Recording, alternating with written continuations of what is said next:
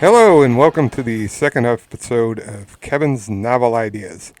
I hope you guys all enjoyed the first one. I received some terrific feedback and really appreciate all my listeners, and thanks for the positive feedback on the first episode. So, in today's podcast, I'm going to talk about a book that I read a little while ago called Predictably Irrational: The Hidden Forces That Shape Our Decisions by Dan Ariely. It's spelled Ariely. Um, so I picked up this book because I thought it offered some great insights and a little bit of my background and kind of why I'm interested in topics like this is that I went for my PhD in economics about 20 years ago and always thought of economics as sort of a soft science, more sociology than physics. And when I went for my PhD, boy, was I wrong. Econ had moved to a hard science, more of a hard science, lots of math, linear algebra, differential equations, and I was surrounded by people with math degrees looking for a place to use their skills. So at that time, I was like, how did economics become this? I would thought, econ is more behavioral and psychology, but over the last 20 years or so, or 30 years, especially with the advent of computers and computing power, um, since I was an undergrad back in the 80s, it's built up all these types of models and mathematical calculations of the world and economic thought based upon rational human behavior. These were embedded in what you would call assumptions. So this model works if all these assumptions hold to be true. And I looked at the assumptions, and you need these assumptions to make your math work. But then, as someone who had about 20 years of real-world business experience at that point, I thought these assumptions are just not true. This is not the way people act. So, of course, I ended up dropping out of the econ PhD program because I ultimately the math didn't have the math skills to overcome the hump. But since that 20 years, the world of econ has begun to wake up a bit, and the hot new area of economics is behavioral economics. So I guess maybe I should go back for that PhD now, since I've kind of come back to where I'm at. Nah, but I just like to read books like this instead. So I'd like to share with you some key insights from this book. Hopefully, it will be interesting, and you will at least learn something new. As I thought through these books, as I talk through these books, I'm trying to just kind of give an overview, sort of interesting starting points, so you can choose to explore more by reading the book. So in a short talk, I'm not gonna. It's not my intent to cover the whole book. So don't assume that just because you listen to the podcast that there's no need to read the book. Obviously, the book will go into much greater detail and explore different avenues that I'm not even bringing up. So, without further ado, I'd like to cover this book. So, the author here is Dan Ariely, as I mentioned. He's a professor of psychology and behavioral economics at Duke University. And for 20 years, he wrote a column in the Wall Street Journal called Ask Ariely. Some of you might be familiar with that.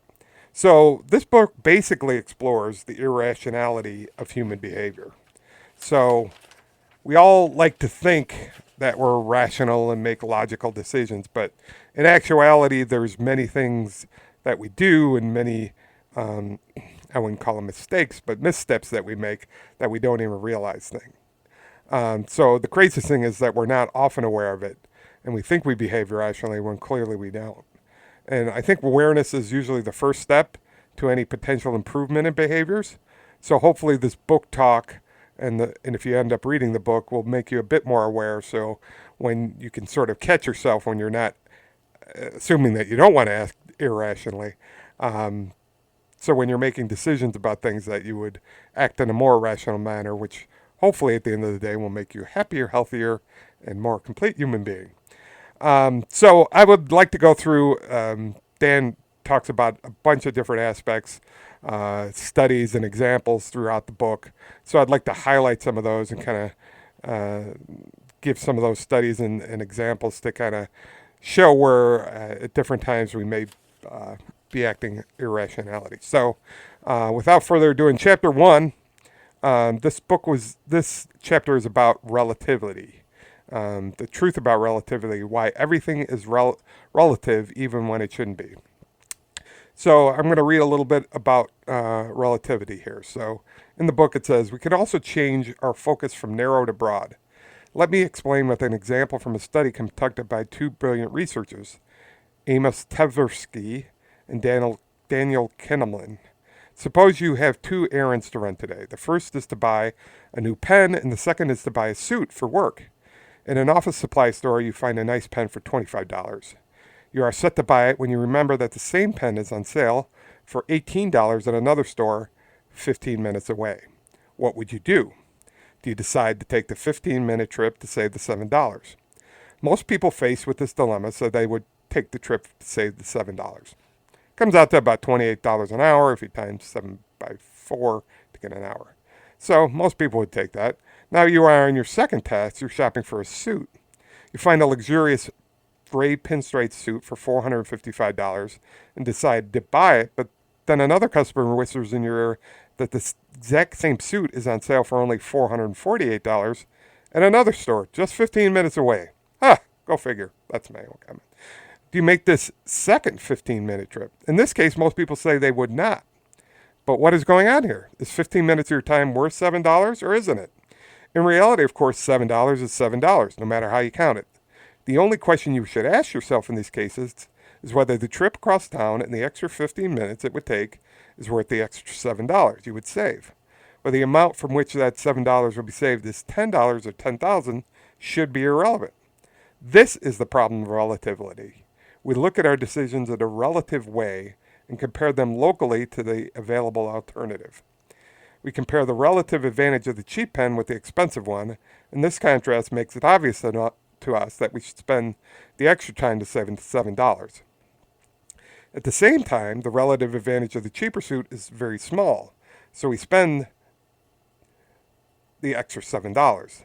This is why it is also so easy for a person to add $200 to a $5,000 catering bill for a soup entree when the same person will clip coupons to save 25 cents on a dollar can of condensed soup.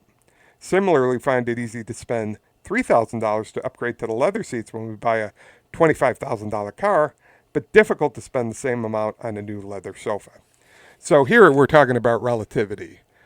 So the key thing here to think of is $7 is $7, but we're making the relation to the actual price of the product. So we choose to save the $7 on the pen by making the trip versus take the trip for the suit. I like to think of myself as pretty aware of that type of situation, but I think generally people fall for it more often than not. I usually just look at the dollar amount and decide whether it's worth my, in this case, $28 an hour. You might say, well, I've got nothing else going on. Then you got to factor in gas and stuff like that. Wear and tear on the car if you want to get more specific. But I thought that was an interesting example. So is that something that you do or not? In the second chapter, they talk about the fallacy of supply and demand. And here they're discussing the concept of anchoring. So I'd like to kind of read you a little portion of that bit, because I think this is a common fallacy in logic that we usually fall for. So here they're doing a study. So basically they're going through a bunch of products. They're doing fine wine and chocolates and a cordless keyboard and mouse, a design book, and a 1-pound box of Belgian chocolates. So in this study, this researcher goes through all these products, talks about the wine, the chocolates, the individual products, and then passes out forms that listed all the items. And then he said, now I want you to write the last 2 digits of your social security number at the top of the page, and then write them again next to each of the items in the form of a price. So passes out sheets with all the items listed. They write their last 2 digits as a social security number at the top of the page. Then he asks them to write that amount next to each of the products. Okay? So in other words, if the last 2 digits are 23, you write $23. Now, when you're finished with all that, he added, I would like you to indicate on your sheets with a simple yes or no whether you would pay that amount for each of the products. So in this case, if it's $23, would you pay $23 for a box of chocolate? Yes or no? So they write that down. When the students had finished answering yes or no to each item, the researcher asked them to write down the maximum amount they would be willing to pay for each of the products, their bids. So then third step is to kind of walk through and say, okay, this is how much I would actually pay for the product. One by one, the student who had the highest bid for each of the products would step up to the front of the class and pay for the product and take it with them. So students enjoyed this class exercise, but when I asked them if they felt that writing down the last two digits of their social security number had influenced their final bids, they quickly dismissed that suggestion. No way. We're not so foolish, they said. But when the data was analyzed, did the digits from the social security number serve as anchors? Remarkably, they did. The students with the highest ending social security digits, 80 to 99, bid highest, while those with the lowest ending numbers, 1 to 20, bid lowest. The top 20%, for instance, bid an average of $56 for the cordless keyboard. The bottom 20% bid an average of $16. That's a huge difference between the two. In the end, we could see that students with social security numbers ending in the upper 20% placed bids that were 216 to 346% higher than those of the students with social security numbers ending in the lowest 20%. So this is the idea of anchoring. So not only did he have them write the last two digits of their social security number, he went through and actually had them put that next to the products. Again, sort of anchoring that number to the products. And when they submitted their bids, just the idea that that number was higher led to higher bids. So clearly not a rational decision, but we're being influenced by that. Traditional economics assumes that prices of products in the market are determined by a balance between two forces. This is also in the book. Production at each price, supply, and the desires of those purchasing power at each price, demand. The price at which these two forces meet determines the price in the marketplace. It's a great, elegant idea, but it depends centrally on the assumption that the two forces are independent and together they produce the market price. The results of all the experiments presented in Chapter 2 and the basic idea of arbitrary coherence itself challenge these assumptions. First, according to the standard economic framework, the consumer's willingness to pay is one of the two inputs that determine market price. This is the demand. I determine what I want to pay. It's what we think when we go to a grocery store. But as our experiments demonstrate, what consumers are willing to pay can easily be manipulated, and this means that consumers don't, in fact, have a good handle on their own preferences and the prices they are willing to pay for different goods and experiences. Second, whereas the standard economic framework assumes that the forces of supply and demand are independent, the type of anchoring manipulations we have shown here suggests they are in fact dependent. In the real world, anchoring comes from manufacturers' suggested retail prices, advertised prices, promotions, product introductions, etc., all of which are supply-side variables. It seems that instead of consumers' willingness to pay influencing market prices, the causality is somewhat reversed, and it is the market prices themselves that influence consumers' willingness to pay. What this means is that demand is not, in fact, a completely separate force from supply. So this is I find this very interesting because, again, now when we've looked ahead of inflation over the last several years, our anchoring on certain prices have gone up, right? Whether it be eggs, cars, houses, what we consider to be a good price or a right price are now anchored in the current price levels. That's why inflation is often very sticky, because we get anchored to those price levels, and then once they jump, they tend to not go back down, even though some of the factors that might have influenced them going up, either the bird flu or supply chain disruptions because of COVID, go away. But the prices are sticky because we've sort of anchored that price. And that's why manufacturers suggest a retail price. So that's why sometimes a grocery store will increase the price of a product, and then just do do discounts, and you assume because that higher price was the anchor price, that the discount, then you'll buy the product because you think you're getting a discount when in fact you're not. So that's kind of how anchoring is used in the marketplace. I think it's a very powerful force that's used by many manufacturers and retailers, that I think we are sort of aware of in some sense, but I don't think we quite think it all the way through sometimes when we're buying things, and how strong. I think that's one of the strongest factors that we can come across. Um, so I always find that bit interesting. Chapter 3, the cost of zero costs. So in this chapter, they're doing the idea of the concept of free things, which we often see, free giveaways, and sort of incentives like that. So in this chapter, I'll read from the book. In one experiment, Christina Champagner, a PhD student at MIT, and Nina Mazur, a professor at University of Toronto, and the author went into the chocolate business. Well, sort of. We set up a table at a large public building and offered two kinds of chocolate: Lindt truffles and Hershey's Kisses. There was a large sign above our table that read "one chocolate per customer." Once the potential customers stepped closer, they could see the two types of chocolates and their prices. For those who are not chocolate connoisseurs, Lindt is produced by a Swiss firm that has been blending fine cocos for 160 years. Lindt's chocolate truffles are particularly prized, extremely creamy, and just about irresistible. They cost about 30 cents each when we buy them in bulk. Hershey's Kisses, on the other hand, are good little chocolates, but let's face it, they are rather ordinary. Hershey cranks out 80 million kisses a day. In Hershey, Pennsylvania, even the street lamps are made in the shape of the ubiquitous Hershey's Kiss. So what happened when the customers flocked to our table? When we set the price of a Lindt truffle at 15 cents and a kiss at 1 cent, we were not surprised to find that our customers acted with a good deal of rationality. They compared the price and quality of the kiss with the price and quality of the truffle, and then made their choice. About 73% of them chose the truffle, and 27% chose a kiss. Now we decided to see how free might change the situation.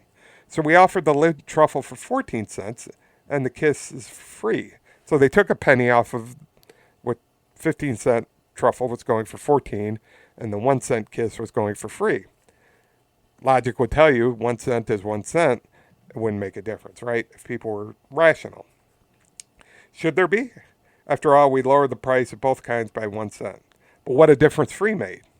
The humble Hershey's Kiss became a big favorite.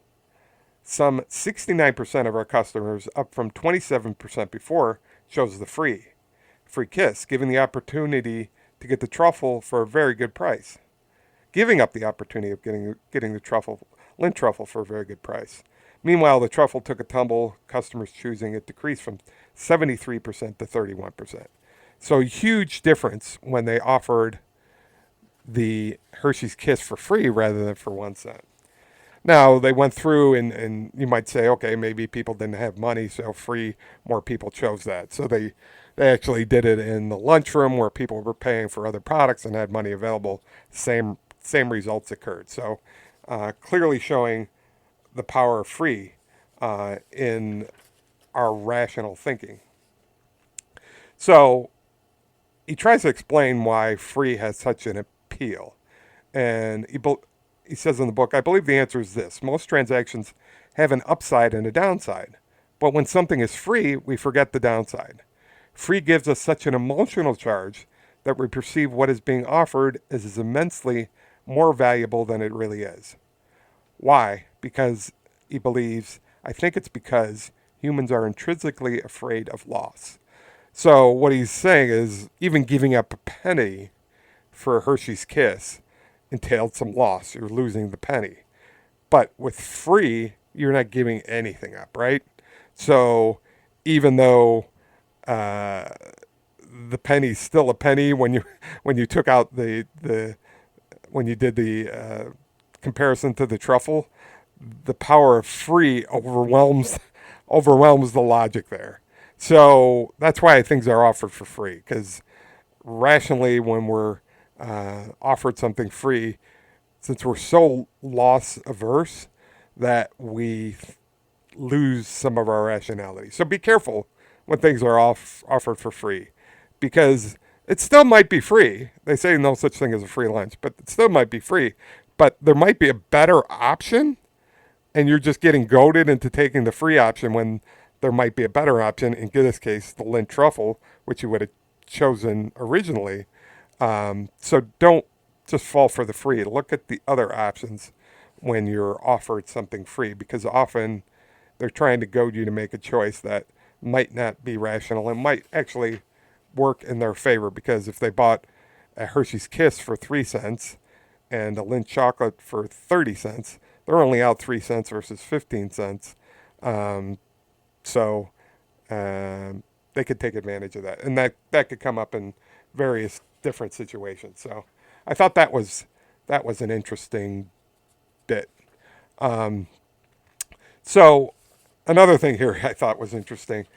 He talks about the cases where, let's say a bill comes to the table. We always go out with friends and whatnot to dinner. The bill comes. So this chapter deals with that and sort of how to maximize or how to think of that situation. I don't know if you'll agree with this. I kind of struggled with what he was trying to get across, but it's an interesting concept nonetheless. So let me read about his theory in this case.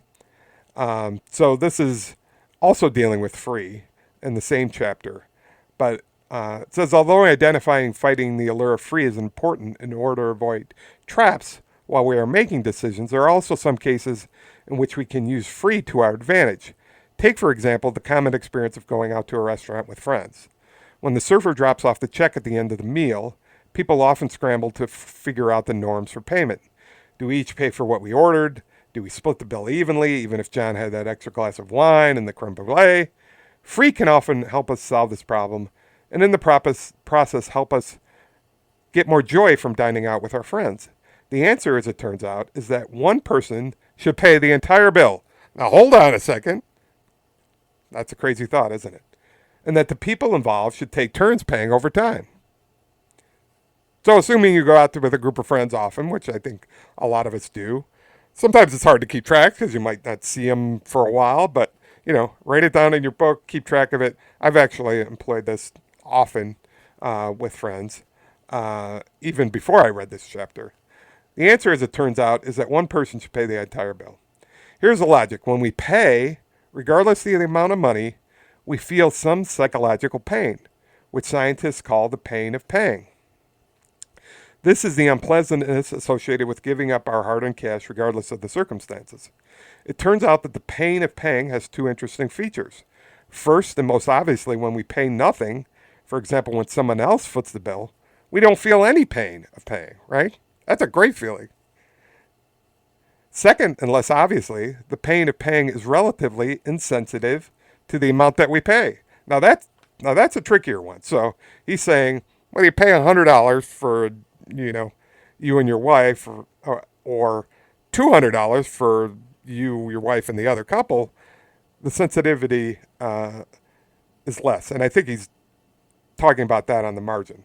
This means that we feel more pain of paying as the bill increases, but every additional dollar on the bill pains us less. So that's what I'm talking about on the margin. We call this diminishing sensitivity. Analogously, if you add 1 pound to an empty backpack, it feels like a substantial increase in weight. But adding a pound to a backpack that's already laden with a laptop and some books does not feel like a big difference. This diminishing sensitivity to the pain of paying means that the first dollar we pay will cause us the highest pain, the second dollar will cause us less, and so on, until we feel a tiny twinge for, say, the 47th dollar, or the 400th dollar with what restaurant bills are now. So he's saying, yes, that $400 is going to feel like it, but if you're going out with 3 different friends, just imagine the next 3 times you're not paying. So you're getting all that pleasure, and yeah, you're feeling some pain, but I do believe that there is diminishing sensitivity to pain. I think that's kind of been scientifically proven. So from a rational standpoint, we should just spend uh, take turns with the bill, and it sort of will even out because some nights John will order the wine, some nights Bill will order the wine. So over time, I think it will even out that too. So I don't think there's any worry about that. He covers that in there too, but he actually thinks the not having to incur the pain of paying every time or splitting the bill, which is kind of a pain point sometimes too, and everyone going through to determining what they paid for or what they ordered, and if the bill gets to the end of the table, if it's cash, and somebody's got to figure all that out. Just take turns splitting the bill and see how you feel about that. Write me back after you've done it a couple times and let me know whether this has worked out for you. So that's a little fun thing to use in your real life. Experiment with it. Experiment with all these things, because I think they're based in pretty decent research, and when you think about them, they sort of make sense. But like I said before, it's sort of the awareness. So here's another situation. Chapter 4 deals with the cost of social norms. Why we are happy to do things, but not when we are paid to do them, which sounds kind of a weird way to put it, but here's an example that he brings up. There are many examples to show that people will work more for a cause than for cash. A few years ago, for instance, the AARP asked some lawyers if they will offer less expensive services to needy retirees at something like $30 an hour. The lawyers ended up saying no. Then the program manager from AARP had a brilliant idea. He asked the lawyers if they would offer free services to needy retirees.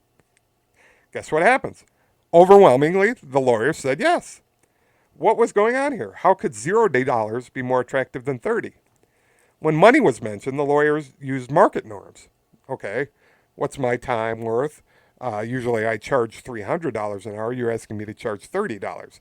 So I'm still getting paid, but I'm getting paid less than my market wage. So they put that in what he calls the market norm context. Sort of makes sense. So when they did that, they found the offer lacking relative to their market salary. But when no money was mentioned, they used social norms and were willing to volunteer their time. So going from the social norm aspect, or from the market form aspect to the social norm aspect, they were willing to accept the offer. Why didn't they just accept the $30, thinking of themselves as volunteers who receive $30? Because once market norms enter our considerations, the social norms depart. So if a friend asks you to help him move, and he says, I'll give you $10 for your time, you might say, no, my time is worth more than that. But if he just asks you to come over and maybe gives you a free beer at the end of it, you feel good about yourself because you've kind of helped out a friend rather than taking money for it. I think we all kind of inherently know this and act that way because, if you're helping a friend, I wouldn't expect payment. But putting it in the context of that AARP situation when asking for, reduced rates, you're better off just asking for something free. So if you're working for a charity or whatnot, just ask for something. Because people get a good feeling about volunteering or giving, but if you're putting a price on it somehow, like saying, can I get a discount on this product rather than asking it for free, then you're introducing the market norm. So if you encounter that situation, think of this, because I think it could be pretty helpful to you. There's a couple more things I'd like to go over. This has to do with, actually, there's one more, and then kind of sum it up. This book has a lot of different situations and a lot of interesting things. So if you're finding this discussion interesting, please go read the book. It's available on Amazon. I get it off my Libby app for free, borrowing from a library. So I'm a big supporter of the Libby app. If you don't have it, get a library card. Sign up for Libby. I had a friend show me a couple years ago how to do it, and I'm not paying Jeff Bezos as much as I used to. because I'm borrowing digitally, and you can read them on Kindle, you can read them in electronic form. It's a great way. You can waitlist books that are not available immediately, so that when they become available, they'll let you know they're available, and then you can just download it to your Kindle. You usually get 2 weeks to read the book, and then you can sometimes renew it if nobody's waiting in line. It'll tell you where you're at in line, how because some of the more popular books they don't have as many copies. It's like going to a library; they have to buy licenses for the copies, and then they just kind of lend them out. So, if you're familiar with the Libyette, that was a little commercial for Libby. If not, please look into that if you're a reader. And I assume you're a reader or interested in reading, or reader curious if you're listening to Kevin's novel ideas. So the last piece in Chapter 80 deals with the high price of ownership, why we overvalue what we have. So I'll read a little bit about this section. This is another interesting topic. I think it's something we encounter all the time, and as I get into it, you'll see why. Think about it for a minute. He says, why does the seller of a house usually value that property more than the potential buyer? Why does the seller of an automobile envision a higher price than the buyer? In many transactions, why does the owner believe that his possession is worth more than the potential owner is willing to pay? There's an old saying, one man's ceiling is another man's floor. Well, when you're the owner, you're at the ceiling. When you're the buyer, you're at the floor. So he gives an example here. William and Joseph were just two of more than 100 students. So he was doing, this was for a big concert on campus. They did a lottery. I think this was part of an experiment. They did a lottery for tickets. They called 100 students and said, you have been selected to purchase the tickets. This is sometimes the case when tickets are in high demand. So William and Joseph were just two of more than 100 students who were called as part of the lottery. In general, the students who did not own a ticket were willing to pay around $170 for one. So this is after the tickets were purchased. They were kind of on the secondary market, and they were being offered. The price they were willing to pay, as in William's case, was tempered by alternative uses for the money, such as spending on a sports bar for drinks and food. Those who owned a ticket, on the other hand, demanded $2,400 for it. And Joseph was the one who owned the ticket. Like Joseph, they justified their price in terms of the importance of the experience and the lifelong memories it would create. So one person, the buyer, was thinking, potential buyer was thinking alternative uses for the money. I could do this with it, I could do that with it. Where the person who had the ticket in hand was thinking about sort of what they were giving up. And this is, I've bought tickets and resold them before also. In fact, I recently did it for a Coldplay concert in Madison. I usually look at what the market is doing, but rather than considering my experience for it. But I think I rationalized when I sold the ticket that going there wasn't going to be worth what somebody else was willing to pay for it, so they placed a higher value on the experience than I did. What was really surprising, though, was that in all our phone calls, not a single person was willing to sell a ticket at a price that somebody else was willing to pay. What did we have? We had a group of students all hungry for it was a basketball game, basketball ticket before the lottery drawing, and then bang, in an instant after the drawing, they were divided into two groups, ticket owners and non-ticket owners. It was an emotional chasm that was formed between those who imagined the glory of the game and those who imagined what else they could buy with the price of the ticket. And an empirical chasm as well. The average selling price, about $2,400, was separated by a factor of 14 from the average buyer's offer, about $175. From a rational perspective, both the ticket holders and the non-ticket holders should have thought of the game in exactly the same way, right? The game is the game. All of them sort of originally joined this lottery, so they were interested in the game, right? But when the lottery occurred and some people got the tickets and some people were left out, the chasm between what the people who got them thought the game was worth and the ones who didn't, it was a huge chasm. And all because one group was selected rather than the other. From a rational perspective, both the ticket buyers and the non-ticket holders should have thought of the game in exactly the same way. After all, the anticipated atmosphere of the game and the enjoyment one would expect from the experience should not depend on winning a lottery. Then how could a random lottery drawing have changed the students' view of the game and the value of tickets so dramatically? So he points out three quirks on a situation like this once we own something and how we value what we own. The first quirk, as we saw in the case of the basketball tickets, is that we fall in love with what we already have. I always talk to my wife about this when she's trying to sell something that we have in the house on Facebook Marketplace or whatever. I always think she places a higher value than what the marketplace will offer, but she does a pretty good job at selling things, so maybe I have a different viewpoint of what things are valued at. But I do think we tend to fall in love with what we own, so that makes sense. The second quirk is that we focus on what we may lose rather than what we may gain. So here's again the kind of the pain threshold and losing stuff and the power of free and all of that. So we're always risk averse and loss averse.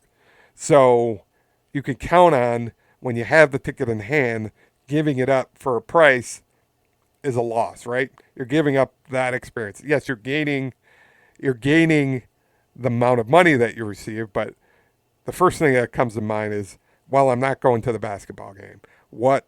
So we value that higher because we always value more care about what we're going to lose than what we gain.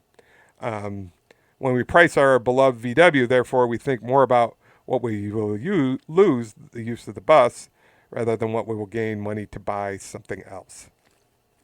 So it's good to think of that when you're selling stuff, because this is how we tend to overprice things that we're selling. The third quirk he points out is that we assume other people will see the transaction from the same perspective as we do. We somehow expect the buyer of our VW, our old beloved VW, to share our feelings, emotions, and memories. Or we expect the buyer of our house to appreciate how the sunlight filters through the kitchen windows.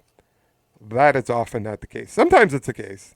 Sometimes people will see things like that, but often they do not. So when you're trying to sell something that you have, it's good to consider these things because that will make you act more rationally and price in accordance so you end up not like the ticket holders of the basketball game who probably end up either going to the game or dramatically reducing what they felt they were worth. So in summary, he points out in chapter 15, as you can see, I've jumped many chapters, and there's a lot of interesting stuff in this book. So, again, I encourage you to read it. So, in chapter 15, he highlights throughout this book, I've described experiments that I hope would be surprising and illuminating. If they were, it was largely because they refuted the common assumption that we are all fundamentally rational. And then he points out one other interesting thing.